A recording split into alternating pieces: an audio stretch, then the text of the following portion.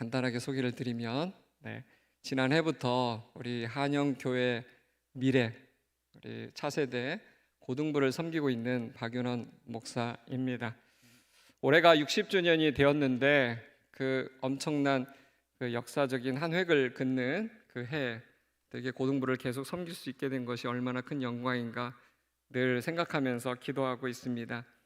저는 오늘 고등부 아침 예배에도 선포했지만은 우리 60주년이 되는 한영교회에서 적어도 노벨상 받는 글로벌 인재가 한 명쯤은 나와야 되지 않을까 그런 생각을 하면서 사실 매일 아침 기도하고 있습니다. 또 허황된 믿음 아니냐 그럴지 모르지만 충분히 그런 인재를 배출할 그런 시대가 된 것은 아닌가 그런 마음을 갖고 있습니다. 저와 함께 같은 기도 제목으로 여러분들도 기도해 주셨으면 좋겠습니다. 아멘하는 사람에게 복이 있을 것입니다. 오늘 함께 읽은 시편 39편은 많은 학자들이 시편의 애가들 중에서 가장 아름다운 노래로 꼽는 시편입니다. 하나님의 사람 다윗 왕이 인생 황혼기에 접어들면서 자신의 인생을 돌아보면서 쓴 기도문입니다. 다윗은 인생의 바닥과 천정을 다 경험해본 파란만장한 삶을 살았던 인물이죠. 젊은 시절 약관의 나이가 되기도 전에 골리앗을 쓰러뜨려서 순식간에 트롯계의 이명웅 같은 또 가요계의 BTS 같은 전국구 스타가 되어서 출세해본 경험도 있습니다. 그러나 그 후에 사울의 왕의 이 질투를 사서 10년 동안 고달픈 도망자 망명 생활을 해본 적도 있습니다. 왕이 되어서 40년 동안 절대 권력자의 자리에서 세상 모든 부귀와 영광도 누려보았습니다. 하지만 말년에 또 사랑하는 아들에게 쿠데타를 당해서 많은 사람들에게 배신당하며 죽을 뻔한 적도 있습니다. 특히 오늘의 시편 39편은 많은 학자들이 말하기를 아들 압살롬의 쿠데타 사건을 진압한 뒤에 다윗이 몸과 마음이 몹시 지쳐 있을 때 썼을 것이라는 그런 해석이 지배적입니다. 다윗은 자기가 제일 사랑했던 아들이 자기를 죽이려 하고 자기가 믿었던 모든 가신들이 다 아들 편에 붙는 그런 쓰라린 배신을 경험했습니다. 저도 이런 스토리를 사업하는 분들에게 간간히 듣습니다. 목사님, 사람을 제가 수십 년 믿었는데 어떻게 저에게 이럴 수 있겠습니까? 있습니까? 다윗이 그랬습니다. 가신들이 자기 살기 위해서 아들 반란군 편에 다 붙어버렸습니다. 하나님의 은혜로 간신히 반란군을 토벌하고 잠재우긴 했지만 아직도 민심은 흉흉했습니다. 사람들은 아직도 이 반란 사건은 다윗 왕이 밧세바와 불륜을 저지른 그 사건에 대한 벌이라고, 그리고 충직한 부하여 밧세바의 남편인 우리아를 죽이면서 그 사실을 은폐하려 한 벌을 받는 것이라고 말들이 많았습니다. 그래서 다윗이 간신히 자리는 지켰지만 다윗의 리더십의 권위는 많이 실추되었습니다. 아직도 자기를 지켜보는 눈초리들이 곱지 않았습니다. 다윗의 성공을 시기하는 악인들이 아직도 많이 남아 있었고, 이들은 다윗이 조금만 약한 모습을 보이면 기다렸다는 듯이 악성 루머들을 만들어서 퍼뜨리기 시작했습니다. 그런데 이 힘든 상황 속에서 오늘의 본문을 보니까 다윗이 아주 놀라운 결심을 합니다. 1절을 다시 한번 같이 읽겠습니다. 내가 말하기를 나의 행위를 조심하여 무엇보다도 내 혀로 범죄하지 아니하리니, 이런 말을 하는 거예요. 특히 악인들이 내 앞에 있을 때 내가 내 입에 재갈을 먹일 정도로 정말 말을 조심하겠다는 결단입니다. 엄청난 결심입니다. 왜냐하면 사람이 이렇게 힘들고 어려운 상황에 있으면 신경이 극도로 예민해지거나 자포자기한 심정이 되어서 될 대로 되라 하면서 막 독한 말들을 쏟아내기 쉽거든요. 상황이 좋을 때는 전부 다 신사숙녀처럼 행동하지만 극한 상황에 몰리면 사람이 달라집니다. 이런 힘든 상황에서 다윗이 얼마나 쏟아내고 싶은 말이 많았겠습니까? 말로라도 스트레스를 좀 풀어야 되지 않겠습니까? 자기를 배신한 사람들, 말도 안 되는 얼토당토하는 악성 루머들을 퍼뜨린 사람들에 대해서 억울하고 분해서 하루 종일 그냥 욕이라도 하면서 한번 자기를 변호하고 싶지 않았겠습니까?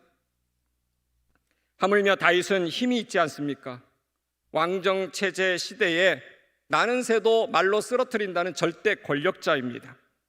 인간은 조그만 권력만 있어도 휘두르면서 자기 방어용으로 쓰는데 다윗은 그 힘이 있는데도 그 힘을 절제합니다. 그리고 이런 상황일수록 오히려 침묵하겠다고 합니다. 어떻게 이럴 수 있었을까요? 그것은 다윗이 하나님만 의식하고 사는 사람이었기 때문이에요. 하나님을 사랑하는 사람이었기 때문입니다. 악인들이 자신을 보고 있고 세상이 자기를 보고 있는데 자기가 자칫 부정적인 말, 폭력적인 말, 원망하는 말을 내뱉으면 그것이 하나님의 영광을 훼손하는 일이 되기 때문입니다. 세상 사람들은 이 언어의 중요함을 모릅니다. 하나님께서 우리의 말을 가지고 우리의 운명을 만들어 가시는 줄 모르고 함부로 막말을 합니다. 그러나 그것은 스스로를 저주하는 길입니다. 하나님의 사람은 말이 얼마나 중요한가를 알고 있습니다. 우리는 실컷 좋건 세상 사람들 앞에 있습니다. 우리의 말과 행동이 모두 하나님의 영광을 높일 수도 있고 훼손시킬 수도 있다는 것을 알아야만 합니다. 이 사실을 알지 못하면 크리스찬들도 세상 사람들처럼 힘들어지면 함부로 말하고 행동할 것입니다. 똑같이 짜증내고 똑같이 원망하고 똑같이 욕하고 똑같이 불평합니다. 이것은 하나님의 영광을 훼손시키는 일입니다.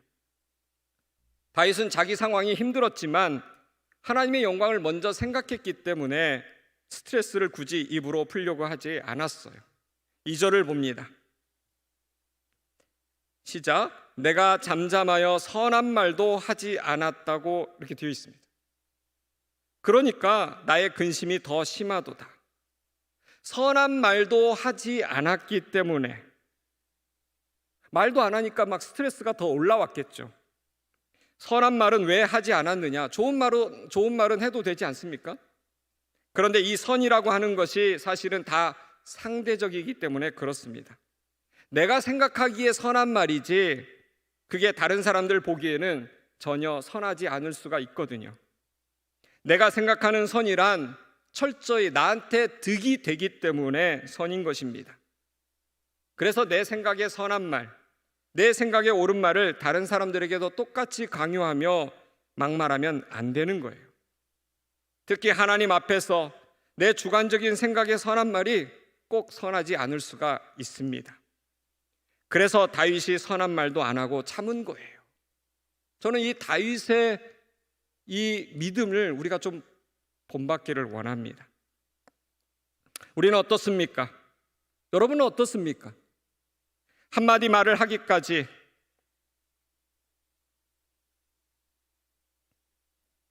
이렇게 다윗처럼 피나게 참아본 적이 있습니까?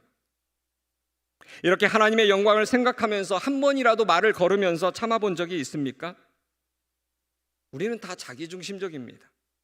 화나고 억울하면 그새를 참지 못하고 말로 막 쏟아냅니다. 그렇지만 오늘 말씀에서 다윗은 하나님 중심적인 사람이라는 것을 볼 수가 있죠. 우리는 늘 하나님 중심적인 척 말하고 행동하지만 사실 우리의 근본은 인본주의자들입니다. 그러나 다윗은 항상 신본주의자입니다. 그는 악인에게 바로 반응하지 않았습니다. 사람에게 해명하거나 보복하지 않았습니다. 다윗은 눈에 보이는 현상에 반응하지 않고 그 뒤에 있는 영적인 본질을 보고 있었습니다. 다윗은 자신이 하나님 앞에서 지은 죄 문제를 철저하게 회개하고 하나님의 처결을 기다렸습니다. 하나님의 용서를 받고 하나님이 움직이시면 모든 상황이 다 정리가 될 것이기 때문입니다. 우리는 어떤 상황 속에서도 사람들에게 반응하지 말고 하나님 앞에 온전히 엎드려야 합니다. 이게 바로 문제의 본질이에요. 우리는 항상 문제의 본질을 찍어야 됩니다. 억울한 욕을 먹고 부당한 공격을 당할 때 우리가 하나님을 바라보면서 좀 더 침묵하면서 엎드리는 것이 우리에게 필요합니다. 그런데 그냥 침묵하는 것이 아니라 기도하는 거죠. 그런데 여기서 기도라는 것은 하나님을 묵상하며 하나님의 정의를 기다리는 시간입니다. 이것이 하나님의 사람의 침묵의 힘입니다. 그런데 어느 시점에 이르니까 하나님께서 드디어 다윗의 입을 열어주셨습니다. 3절을 보겠습니다. 같이 읽습니다. 시작. 내 마음이 내 속에서 뜨거워서 작은 소리를 읊조릴 때 불이 붙으니 나의 혀로 말하기를. 내 마음이 내 속에서 뜨거웠다는 것은 분노와 슬픔이 극에 달했다고 해석할 수도 있어요. 그렇지만 이런 경우에는 성령께서 영적인 감동을 다윗의 가슴에 주신 것으로 우리가 볼 수 있습니다. 그 다음 구절이 작은 소리를 읊조릴 때에 불이 붙으니 나의 혀로 말하기를 이렇게 되어 있는데, 이게 한국어 성경은 조금 부족합니다. 영어 성경으로 보면은 그 뜻이 좀 명확해지는데, 이게 어떻게 되어 있냐면 As I meditated, the fire burned라고 되어 있습니다. 내가 하나님의 말씀을 묵상하고 있었을 때에 갑자기 불이 타올라서 Then I spoke with my tongue이라고 돼요. 내가 그때부터 갑자기 말하기 시작했다는 거예요. 말씀을 묵상하는 가운데 마음에 성령의 불이 온 겁니다. 자기도 모르게 혀가 움직였다는 건데 성령께서 말하게끔 허락하신 것입니다. 어떤 사람이 이렇게 말해, 이것이 방언이 터진 것이 아닌가라는 사람도 있지만, 굳이 해석한다면 성령의 감동으로 이제 말하기 시작했다는 뜻입니다. 우리가 인간적인 감정으로 확 쏟아버리고 싶은 입술을 제어하고 하나님의 영광을 생각하면서 인내하고 기도하면, 그리고 하나님의 말씀을 붙잡으면 어느 시점이 됐을 때 하나님의 성령이 우리의 분노와 원망이 가득 찬 언어를 바꾸십니다. 우리의 입술을 새롭게 하십니다. 그때부터 나오는 언어는 뭐냐? 그때부터 나오는 언어는 감사의 언어입니다. 찬양의 언어입니다. 믿음의 언어입니다. 그리고 하나님의 뜻에 합당한 기도의 말들일 것입니다. 다윗은 그렇게 입술을 제어함으로써 성령의 언어로 바뀌었어요. 그리고 이제부터 정말 중요한데, 다윗은 자신의 고난 문제를 직접 이야기하기 전에 하나님께 자신으로 하여금 인생의 진정한 의미를 깨닫게 해달라고 기도합니다. 4절, 5절 자막이 뜨면 같이 읽겠습니다. 시작. 여호와여, 나의 종말과 연한이 언제까지인지 알게 하사 내가 나의 연약함을 알게 하소서. 주께서 나의 날을 한 뼘 길이만큼 되게 하심에 나의 일생이 주 앞에는 없는 것 같사오니 사람은 그가 든든히 서 있는 때에도 진실로 모두가 허사뿐이니이다. 연약함을 알게 하소서. 우리가 강한 줄 알고 설쳤는데 나는 너무나 연약한 존재라는 것을 하나님 앞에서 그 겸손을 가르쳐 달라고 다윗이 기도하고 있는 거예요. 나의 종말, 연한이 어떤지 알게 해달라. 주께서 나의 날을 한 뼘 길이만큼 되게 하셨다. 그 말은 우리가 길다고 생각하는 우리의 인생이 하나님 보시기에는 순식간에 지나가는 순간일 뿐이라는 거예요. 그러므로 사람은 든든히 서 있을 때도 진실로 모두가 허사뿐입니다.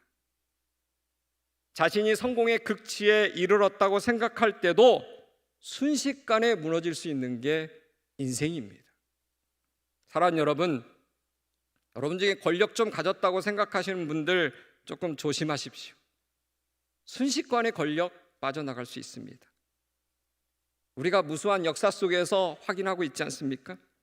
돈 좀 가졌다고 생각하시는 분들 더 조심하십시오. 돈도 순식간에 빠져나갈 수 있습니다. 건강도 자신하지 마십시오. 순식간에 병들고 죽을 수 있습니다.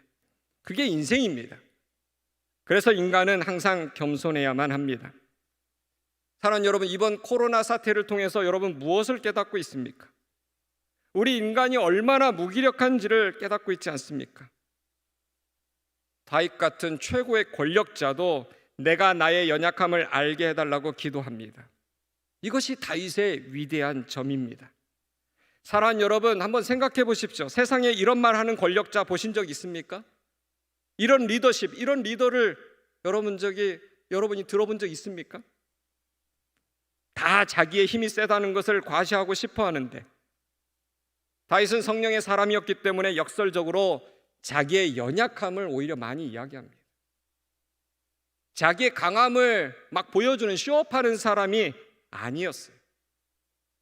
여러분, 항상 자기가 어떤 사람인 걸 보여주려고 하는 사람은 사실은 세상의 영의 사람입니다. 같은 말은 교만한 사람이에요. 그러나 성령의 사람은 자기의 연약함을 인정하는 겸손이 항상 있습니다. 6절을 보겠습니다. 같이 읽습니다. 시작. 진실로 각 사람은 그림자같이 다니고 헛된 일로 소란하며 재물을 쌓으나 누가 거둘는지 알지 못하나이다. 아멘. 여기서 그림자는 팬텀이에요. 헛개비, 유령, 그것과 같다는 거예요. 잠시 살다가 죽어버리는 인생의 덧없음을 의미하는 겁니다.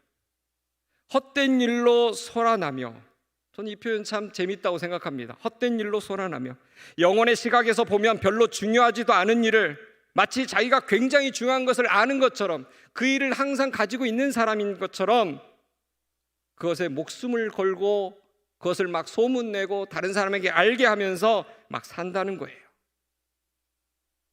우리가 항상 여러 뉴스거리로 세상이 소란하지 않습니까? 그런데 이것 자체가 다 헛된 일로 소란하다는 거예요. 재물을 쌓으나 누가 거둘는지 알지 못하나이다. 이게 무슨 말일까? 열심히 일해서 돈을 버는데 정작 누리는 사람은 따로 있을 것이다. 너가 돈을 열심히 벌고 있는데 그 돈 네가 못 쓴다는 거예요. 우리가 눈에 불을 켜고 잡으려고 하는 돈과 권력과 이 명예가 사실은 끊임없이 이곳저곳으로, 이 사람에게서 저 사람으로 이동합니다. 한마디로 말해서 하나님을 빼고 인생 자체를 생각할 때 세상의 인생이 얼마나 허무한가를 말해주고 있는 거예요. 성령의 감동으로 다윗은 이제 자기가 누리고 있던 이 세상의 화려함이 얼마나 허무한 것인가를 이해하게 되었습니다. 그러니까 다윗의 마음을 부르고 있던 분한 마음, 억압감과 슬픔을 털어버리고 변화된 상태로 주님 앞에 나아가게 됩니다. 전 세계를 얼어붙게 하고 있는 이 글로벌 팬데믹 코로나를 통해서 우리가 여지없이 4차원 산업혁명 시대 최첨단 디지털 문명을 자랑하던 우리 인간이 여전히 얼마나 무력하고 연약한지를 우리가 깨닫고 있지 않습니까? 돈 있어도 여행 못합니다. 제 주위에도 돈 좀 있는 분들, 항상 계절마다 여행 가시던 분들이 돈은 늘 쌓이는데 아무 데도 못 가서 슬퍼하는 분들을 제가 많이 보게 됩니다. 사람들 제대로 만나지도 못하죠. 모여서 예배도 잘 못 드립니다. 20%.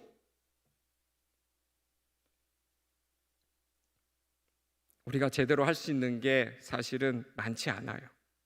그렇다고 우리 힘으로 당장 이런 상황을 타개할 답도 나오지 않잖아요.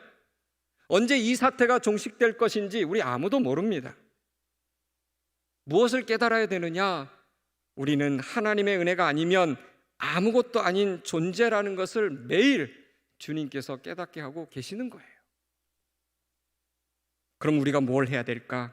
그동안 교만했던 우리 자신을 돌아보면서 회개하면서 인간적인 거칠고 흥분된 말들을 줄이면서 또 우리 인생의 여러 우상들을 정리하면서 우리가 다시 한번 하나님 앞에 무릎 꿇는 시간이 바로 이 코로나 시대에 우리에게 주어진 은총입니다. 7절을 보겠습니다. 같이 읽습니다. 시작. 주여, 이제 내가 무엇을 바라리요? 나의 소망은 주께 있나이다. 다윗은 보면요, 참 상황이 힘들면 힘들수록 하나님께 시선을 고정시키는 사람이었습니다. 내가 무엇을 이제 바라는가? 그것은 다른 모든 소망이 끊어졌다는 이야기죠. 그러니까 다윗이 하나님께로 온전히 집중합니다.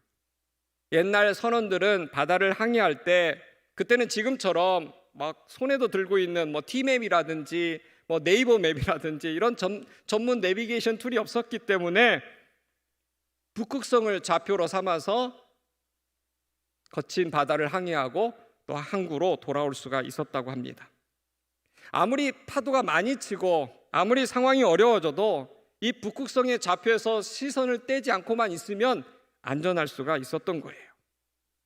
그런데 폭풍이 무서운 것은 하늘의 별도 안 보이게 하고 먹구름이 덮어버리기 때문에 무서운 겁니다.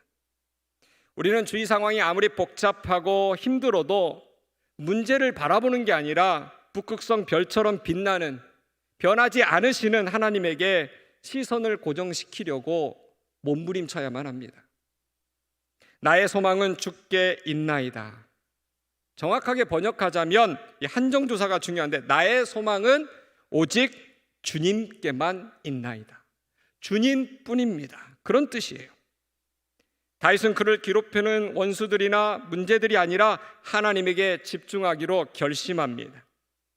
우리를 괴롭게 하는 사람들이나 질병이나 경제적인 문제나 위정자들의 실망스러운 언행을 주목하면 우리 영혼에 결코 평안이 없죠.